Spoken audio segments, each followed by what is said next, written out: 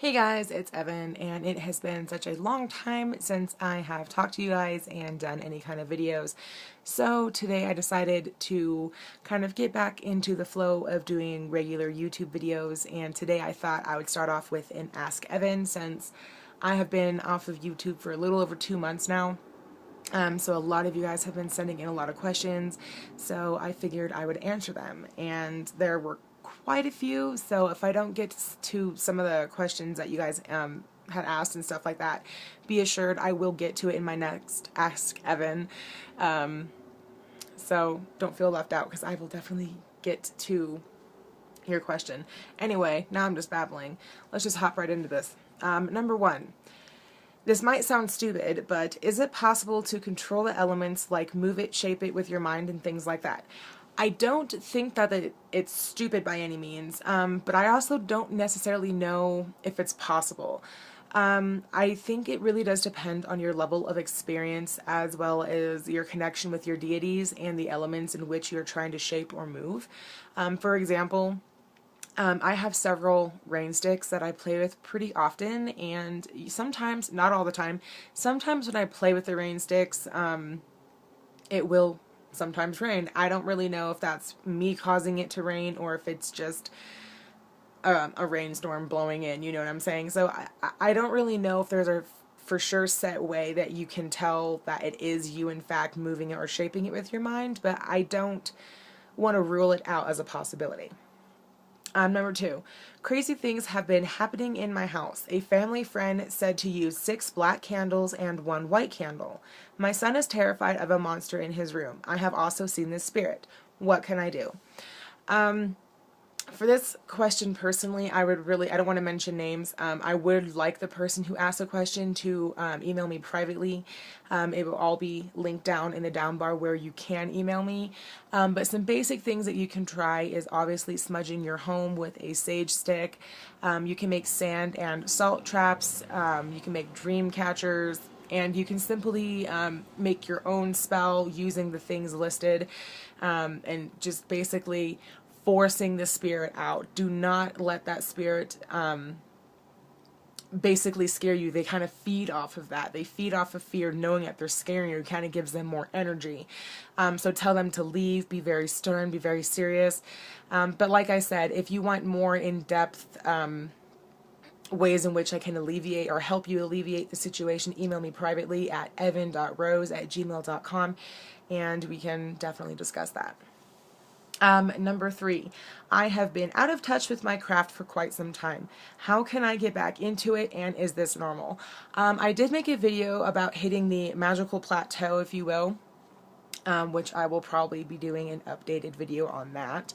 But yes, I do think it is normal. I think that, sometimes life just gets to be too hectic, whether you have kids or school or work or, anything else you have going on, a death in the family. Maybe you just found out you're pregnant, all kinds of upsets in life can happen. And I do think it is normal to kind of take a step back unintentionally or subconsciously from your craft or your religion or your spirituality. It's not that you're disregarding it, but you're kind of putting it on the back burner. And I'm currently going through this. And some ways that you can do to get back into it is simply, go through your books of shadows. Maybe reorganize your altar according to the next Sabbath or Esbat or season that you're going through. Simply meditate. Those are the kind of things I've been doing to slowly get myself back into my spiritual flow and energy power and things like that. Number 4. When will you start new series, as you mentioned in August? Well, since a lot of things have occurred since August, all the things that I wanted to do starting in September, I was unable to do them. So I'm thinking around New Year's. And the reason around, the new year bringing in 2015 is simply because I am still in school right now. And I finish actually the day after Yule. So I will have a couple weeks to kind of gather some information and record some things. And then around New Year's, like I said, I will be uploading some new things that I mentioned that I wanted to upload in fall, but didn't because of life. Number 5, do you still do Herb Saturday videos? Yes, I do still do Herb Saturday videos, but only on request. And this question has actually been asked in a lot of other Ask Evans. And it's not that I mind answering them, because obviously I don't. But as I mentioned, only by request. And before you do request it, I highly recommend that you check out my Herb Saturday playlist, because there are tons of videos. Everything that I've discussed, as far as herbs are concerned, will be there. So before you request, highly recommend checking that out. So save you the trouble, save me the trouble. It's just easier. Number 6, is it wrong to take objects from nature? I don't think that it's wrong to take objects from nature. I do think, though, that if you are going to take objects from nature, you need to ask Mother Earth, of course, and the object you're taking. For example, if you're picking a flower, you know, I think you should ask, may I take this flower? And then, of course, thank the earth. And I also think that it's proper, in my opinion, this is what I do, when I take things from the earth, I also replace it with something organic, whether that be native wildflower packets you can find from dollar stores in your area, or an apple, for example, something organic to give back from what I've taken. So that's what I personally do. So yeah, therefore I don't think it's wrong. Number 7, have you ever had your energy drained just from being by somebody? And yes, I have. Somebody who is an empathic like myself I pick up on other people's energies, whether it's a good, bad energy, a human or non-human, and it will literally sometimes physically drain me. I get really bad migraines, and lately I've been getting nausea. And the people that I'm around, they're not doing this, you know, intentionally by any means. They have no idea, you know, even if it's just a friend who's coming over to vent. Usually after they leave is when I start feeling those kind of icky symptoms. So yes, I have had my energy drained from being around certain people. Number 8, what kind of new things will you be bringing to your channel? I'm going to be bringing, let me get my other list, some things like natural magic, like using snow and sea and sand and trees and things like that within the craft. Also videos on psychic abilities, moon phases, esbats, sabbats. And I also want to do a new series called Wicca on a Dime, and that's basically going to be DIY Wicca items. For example, if you can't afford a chalice, ways you can make your own, or places you can get them very cheaply or inexpensively. So those are going to be some new things around New Year's that I will be uploading and posting, so hopefully you guys enjoy. And actually go ahead and comment below what you're looking forward to the most out of those series. That's going to be coming soon. What else? Number 9. How do you feel about transgender people in a coven or a group? Example, a male transitioning to a female. How do you feel about them being accepted into a female dominant coven? I personally have no problem with that. I'm considered pansexual, meaning I am basically gender blind.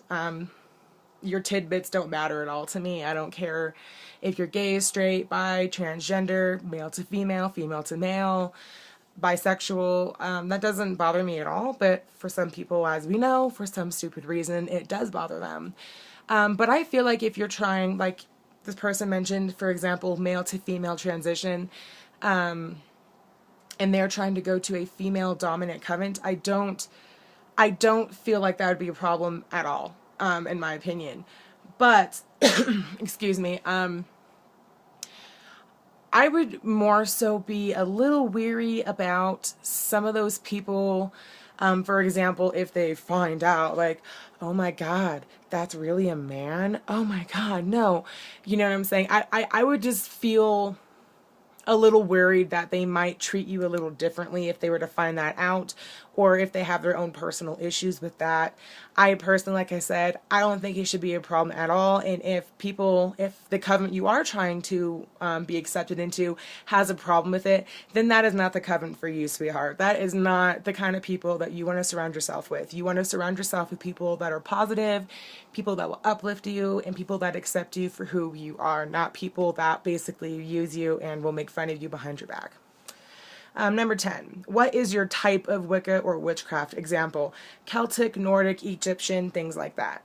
I don't really have a specific type of witchcraft or Wicca, but I do, I guess, mainly celebrate Celtic deities like the Morgian, Brigid, Erwin, things like that. And most of my spell work, I guess, is Celtic. So I guess you can say, for the most part, I have more Celtic traditional Wicca and witchcraft values within my eclectic Wicca path, but it's not, set in stone, because I do have other deities from, like I said, Nordic deities and Egyptian deities that I do celebrate also. And then number 11, last but not least, do you have an Etsy shop? And if so, where is the link for it?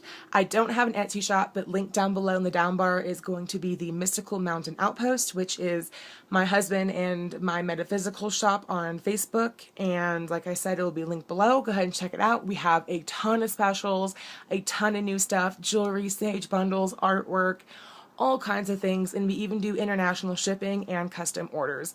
So be sure to check that out. But that concludes today's Ask Evan. If you have any questions, comment below. Again, I have a Twitter account. I'm trying to be more active on my Twitter. I'm actually, in order to be more active on my Twitter, I'm actually going to do some things that are just exclusive to Twitter.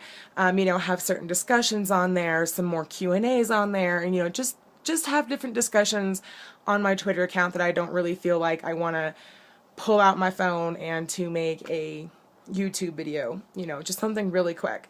So I highly recommend following me on Twitter, and of course I follow back. So yeah, all links will be down in the down bar below, and be sure to comment what series you are looking the most forward to coming the new year. But until then, I wish you all lots of light, love, and blessings, and I will see you next time. Bye.